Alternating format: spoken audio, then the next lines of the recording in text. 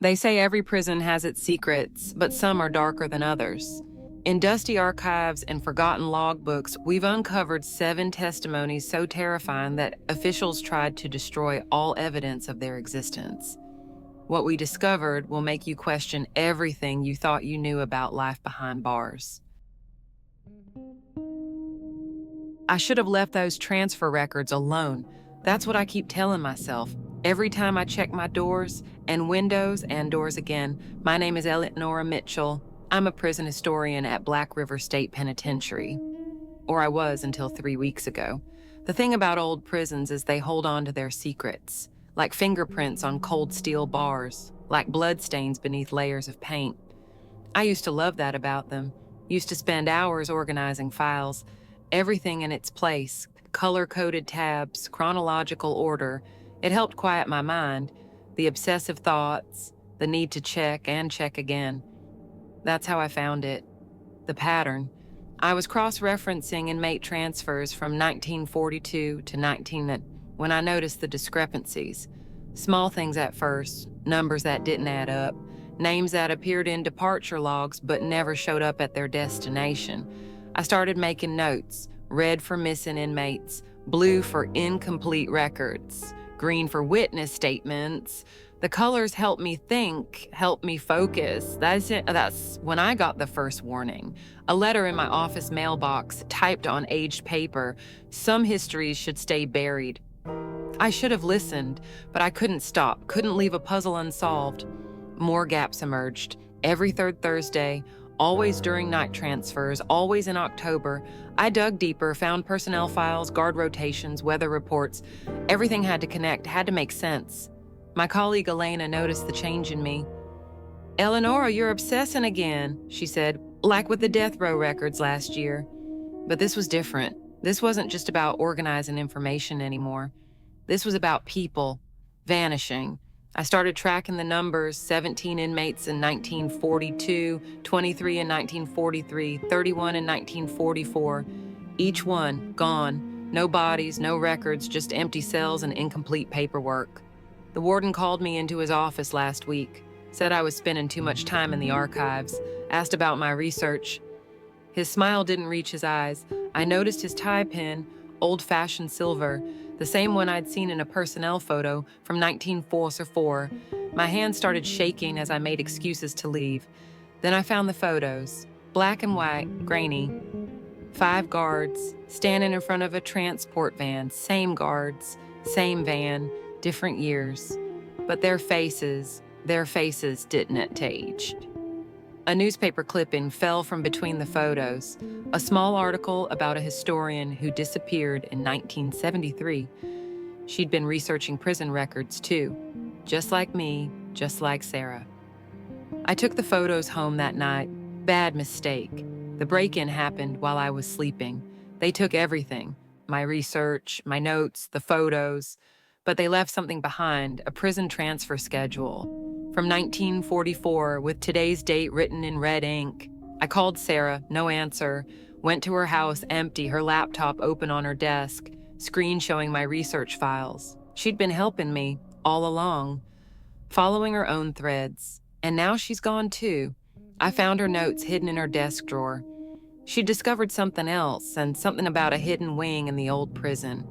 Unmarked on any official blueprints, a place where the transport vans would stop before continuing their route with empty seats. I'm not going to work tomorrow or ever again. I've checked my doors 4 times while writing this, the windows too, but it won't matter. They already know. I can hear the van now, idling outside, the same engine sound from those old recordings, getting closer, metal scraping against metal, like cell doors closing. I should run. But where do you hide from something that's had 80 years to perfect disappearing people? The doorbell just rang. I know what I'll see through the peephole. 5 guards, same faces, same uniforms, same ageless eyes that stared out from those photos. I keep checking my phone. No signal. My doors, all locked, my windows secured. I can see my reflection in the window glass, dark circles under my eyes, hair disheveled. The person staring back doesn't look like a careful historian anymore. She looks hunted, because that's what I am now, the next piece in their pattern. I should never have tried to make sense of it all. Some patterns exist to trap people like me, people who need everything to fit, everything to make sense, everything to be in its proper place. The van's engine is getting louder now. They're patient. They know I'll open the door eventually, because that's who I am. I have to know, have to see, have to understand, even if it means becoming part of the pattern myself, even if it means joining all those other names, those numbers that didn't add up. Sarah was right. I'm obsessing again. But this time, it's not about organizing files. It's about survival. They're knocking again. I have to check one last time. The pattern demands it. And patterns must be completed. I think I hear Sarah's voice now calling from the van. Or maybe that's just what they want me to hear.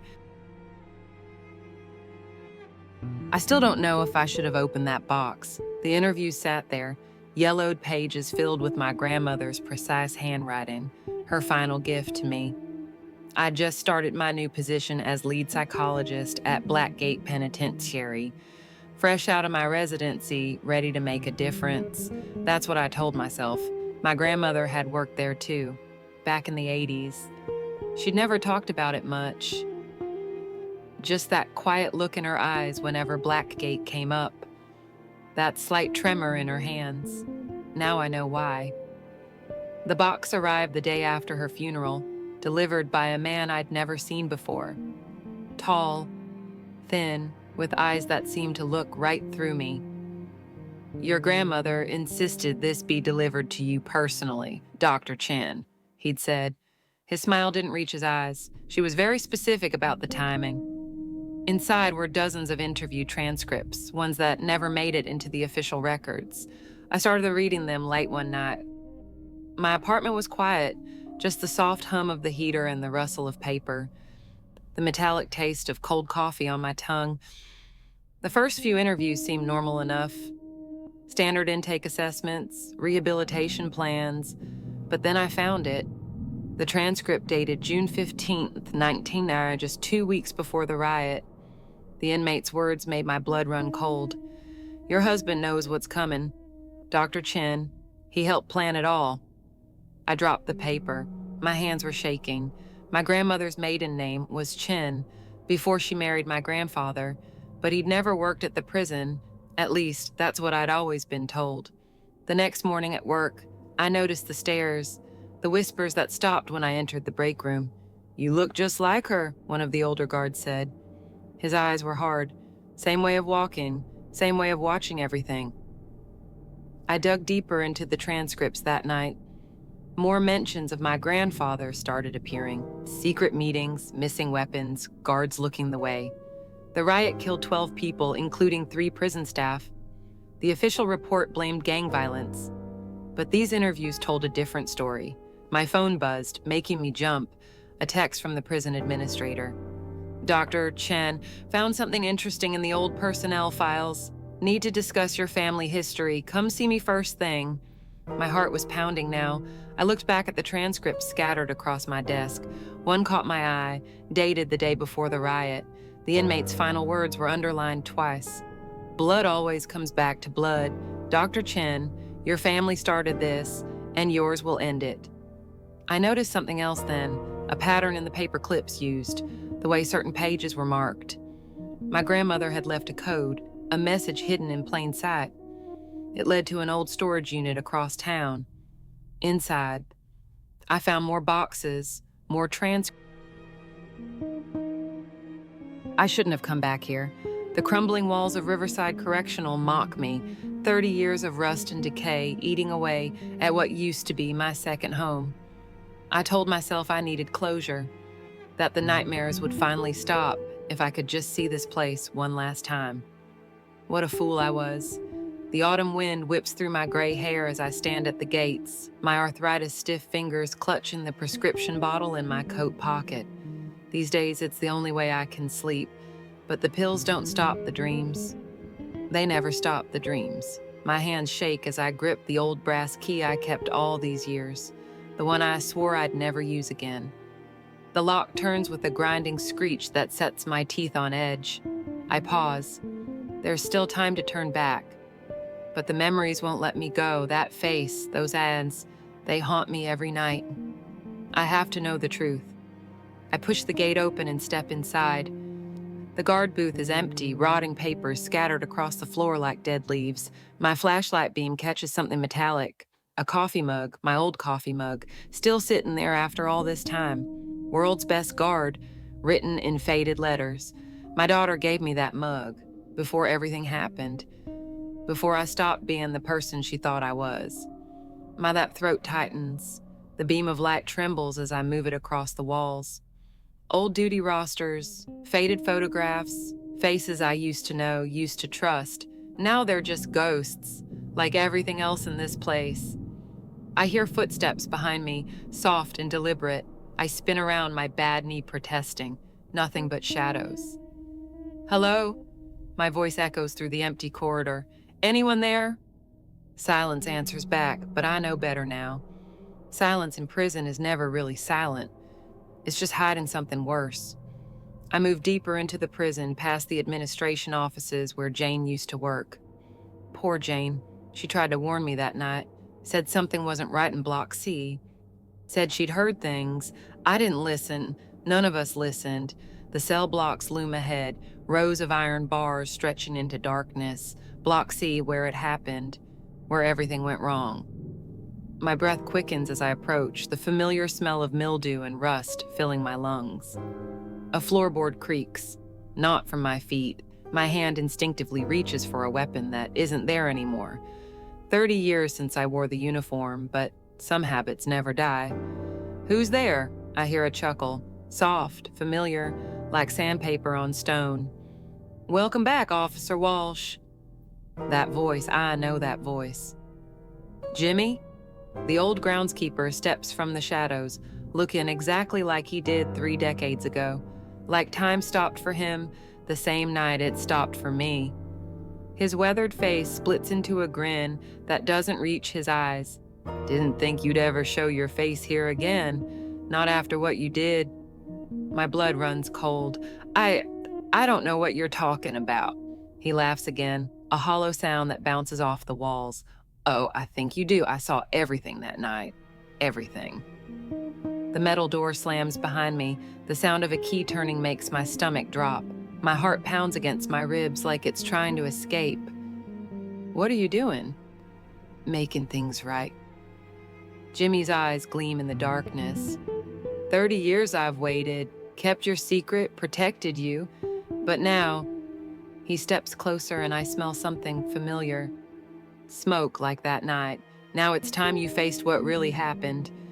I back away, my shoes crunching on broken glass. My flashlight beam catches something on the wall. Photos, dozens of them. Me, the inmates. That night, newspaper clippings, investigation reports. You've been watching all this time. Someone had to know the truth. Jimmy's footsteps echo closer, about the guard who let an innocent man die. The memories flood back like a tidal wave. The fire, the screams, the choice I made. The sound of cell doors staying locked when they should have been opened. I couldn't save him. You didn't try. His words hit like physical blows. You had the keys, you had the power, but you walked away. My back hits the wall, nowhere left to run. The weight of 30 years of guilt threatens to crush me.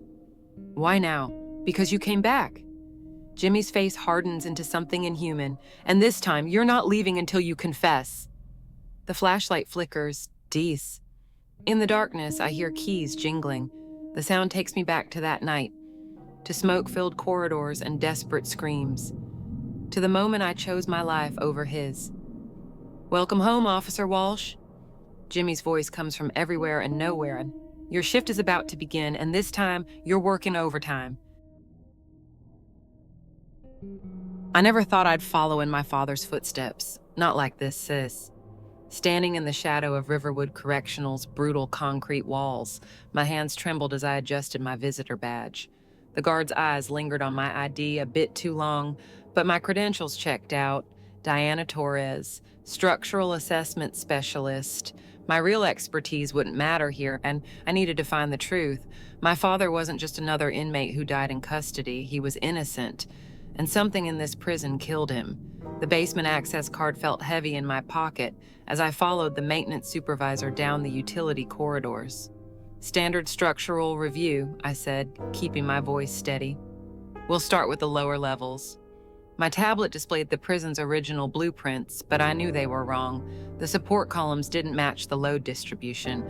There were spaces unaccounted for, rooms that shouldn't exist. The smell down here was wrong too, antiseptic underneath the mustiness, like a hospital trying to hide behind decay. I checked my watch. 3 hours until shift change. That's all I had. The supervisor left me to my work, just as planned. His footsteps echoed down the corridor, each one slightly faster than the last, like he couldn't wait to get away from this place. I waited until the sound faded completely. Then I moved. The service tunnel was exactly where my calculations predicted, behind a poorly patched section of wall covered by years of paint and neglect. The concrete felt different here, newer. My hands shook as I pried loose the panel. The air that rushed out was stale. Dead. I switched on my flashlight and stepped through.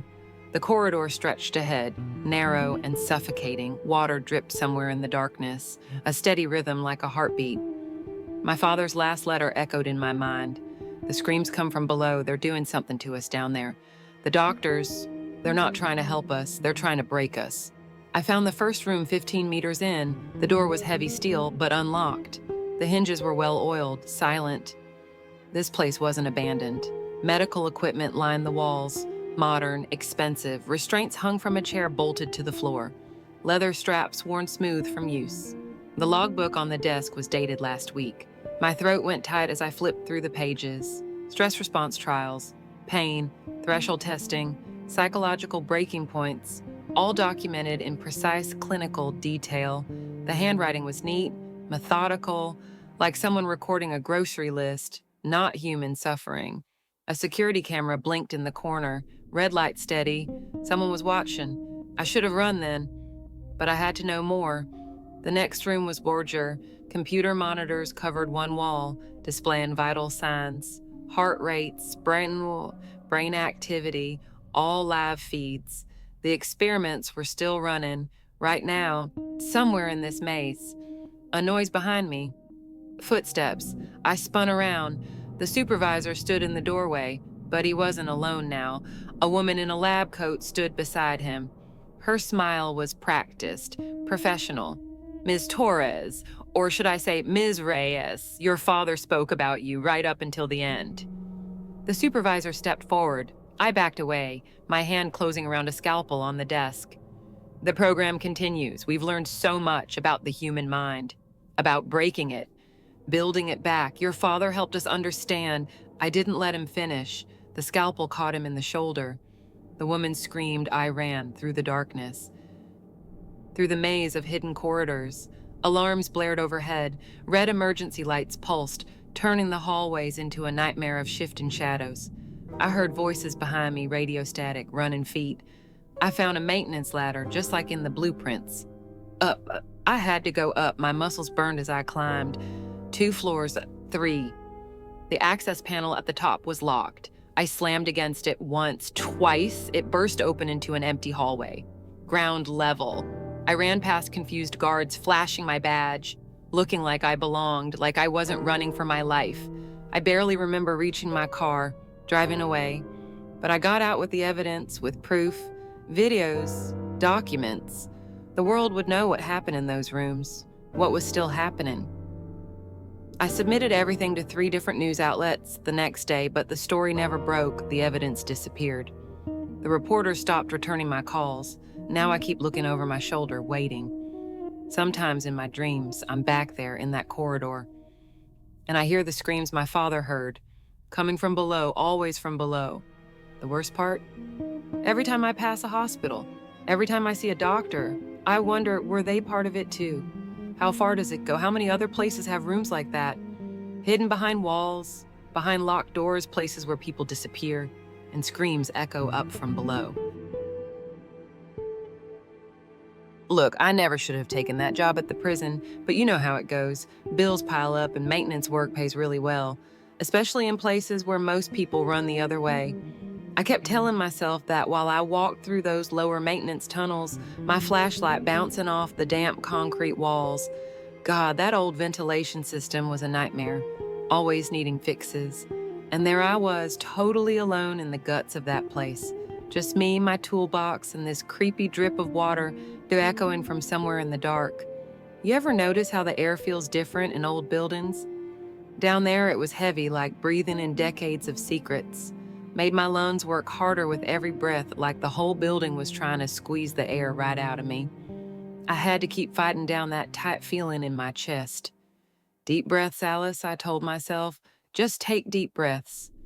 My claustrophobia was getting worse every day, but I couldn't let it win. Not there, not during work. The job seemed straightforward when I took it. Check the vents, fix what's broken, pretend that crawling feeling down your spine is just your imagination. I'd been doing it for 6 months, but something changed. The shadows started feeling darker, the quiet got louder, if that makes sense. I tried telling myself I'd watched too many true crime shows, spent too much time alone in those tunnels with my thoughts. That's when my flashlight caught it, this weird glint of metal where it shouldn't be. As I got closer, I saw these markings scratched into the vent shaft. Not random scratches. This was deliberate, precise.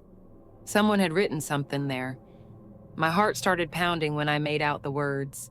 D, block, 7, they're not dead, Tet. Check the walls. The metal felt ice cold under my fingers as I traced those letters. Whoever carved this message dug deep, like they were desperate to make sure someone would find it. My hands were shaking so bad I could barely write it in my maintenance log. Maybe it was nothing, right? Just some bored prisoner who snuck into the vents years ago. But those words, they felt wrong. The careful writing, the perfect letters, this wasn't done in a rush. I know I should have reported it, should have walked straight to the warden's office. Instead, I went looking for more. Next day, I found them. More messages, same handwriting, all about D Block 7. The screaming stopped in 63. Count the bodies again. Why did they weld it shut? Every message I found felt like another brick on my chest. But I couldn't stop. I got obsessed. Started spending lunch breaks in the prison archives, digging through these ancient files from the 1960s. The lights buzzed over my head while I tried putting it all together. D Block 7 was sealed up in 63. They called it a structural incident. That's all. One paragraph, some signatures from dead men, but those messages kept leading me deeper into the tunnels, like following breadcrumbs into the dark. God, the walls felt closer with every step. My breathing got shorter. My flashlight seemed dimmer, throwing shadows that, I swear, moved when I looked away. Then I saw it, a door, heavy metal, welded shut way back when, Tien. Rust everywhere, but the welding was perfect, professional. Someone really wanted to make sure nothing got in, or out. But they missed something, a vent shaft, just big enough for someone my size. Every bit of me screamed to turn around, but I'd come too far. The metal was freezing against my hands as I crawled through. My breathing sounded so loud in there, and at the end I found it. A logbook, pages yellow and crispy with age, but you could still read everything. Prisoner counts that didn't add up. Notes about experiments, and names, so many names. People who supposedly got transferred but never showed up anywhere else. Each page was worse than the last. I almost dropped the thing when I read the final entry. They're sealing us in, God forgive us. That's when I heard them, boots on concrete coming closer. Thunder in those tunnels. A voice cut through the dark. Ms. Cooper, step away from the vent. Their flashlight hit me like a spotlight. 3 badges gleaming in the dark, faces like stone walls.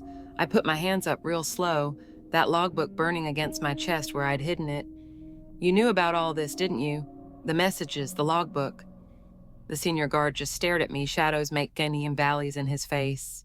Some secrets need to stay buried, Ms. Cooper, for everyone's safety. They walked me out past all these cells, inmates watching, knowing, through halls that never seemed to end. On paper, they fired me for going in restricted areas without permission. I tried telling reporters, but who'd believe it? The logbook vanished from my bag before I got home. Now I lie awake at night, still hearing that drip in the tunnels, still feeling the weight of all those names, still wondering what really happened behind that door. I really should have listened to my therapist about this assignment. My podcast numbers were dropping, and I desperately needed something big, something that would grab people's attention. So when the city announced they were demolishing Havencrest State Penitentiary, I jumped at the chance. I mean, who wouldn't want to hear about the infamous Block D massacre? The story practically wrote itself. God, I had no idea I'd end up being part of it. The first few days felt normal enough. Well, as normal as it gets in a crumbling prison. I set up my recording equipment in different cells, captured the ambiance, documented the history, took photos of the peeling paint and rusted bars. The whole place reeked of decay, filling my lungs with every breath. And that constant dripping sound drove me crazy, water seeping through the cracked ceiling. Plip, plip, plip, like a metronome counting down to something terrible. That's when I first heard the whispers. At first, I brushed it off as wind in the old ventilation system, or just my imagination being weird. You know how it gets when you're alone in a place like that? Your mind plays tricks on you. But then the whispers turned into words, so clear I could have sworn someone was standing right behind me. They're watching. They're always watching. I'd spin around but find nothing, just empty cells and shadows, my footsteps bouncing off the concrete walls. The prison felt different at night. The darkness had weight to it, like it was actually pressing down on me. I tried to be rational about it, told myself it was just anxiety or that maybe I'd forgotten my meds that morning. But I couldn't stop coming back. I had to finish this story. Then I found his journal stuffed behind a loose brick in cell 237, the same cell where Marcus Reed spent his last night before murdering his entire cell block. The leather felt brittle under my fingers. The pages had turned yellow with age. My hands wouldn't stop shaking as I opened it. The smell hit me immediately. Old paper mixed with something metallic like copper pennies or dried blood. Inside were these frantic scribblings about eyes in the walls, about whispers telling him to do things, about cameras hidden in the light fixtures. They said Marcus had paranoid schizophrenia after the massacre, called him delusional. But as I read through those pages, I started seeing them too. The eyes, they'd blink at me from the cracks in the concrete, watch me as I moved through the corridors. My equipment started acting up, static in my headphones. Corrupted audio files, batteries dying for no reason, and these cold spots kept appearing, like walking through sheets of ice. The security guard mentioned I looked sick, said maybe I should take a break, but I couldn't stop. I was too close to something big. My hands won't stop shaking as I record this. I'm staring at the same wall Marcus described in his final entry, and now I understand what drove him to do it. I see the truth no one else could see.